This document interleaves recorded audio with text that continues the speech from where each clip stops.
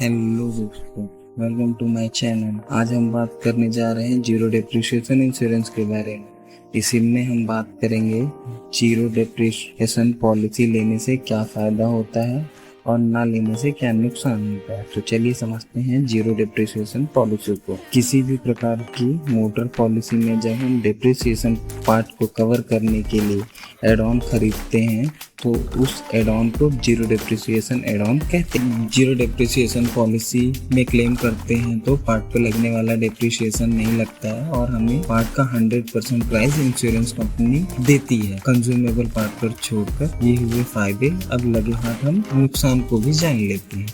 यदि हम पॉलिसी को बिना जीरो डेप के खरीदते हैं तो पार्ट पर लगने वाला डिप्रिसिएशन जैसा चार्ट में बताया गया है वैसा हमारे क्लेम पर एप्लीकेबल होगा। चलिए इसे एक एग्जांपल से समझते हैं। सिंपली जो प्लास्टिक पार्ट होते हैं उस पर 50% डिप्रिसिएशन लगता है और जो मेटल पार्ट होते हैं उस पर एज वाइज डिप्रिसिएशन लगता है।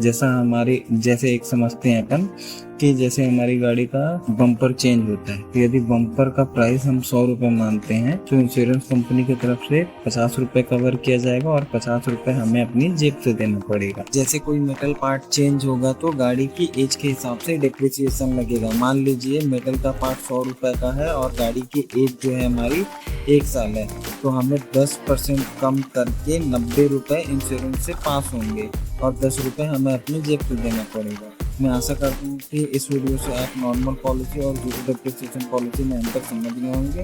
आपको कोई भी पॉलिसी से रिलेटेड सवाल हो तो कमेंट में बताइए। वीडियो देखने के लिए धन्यवाद। Please subscribe my channel. मिलते हैं किसी और वीडियो में, तब तक के लिए drive safe, keep going on.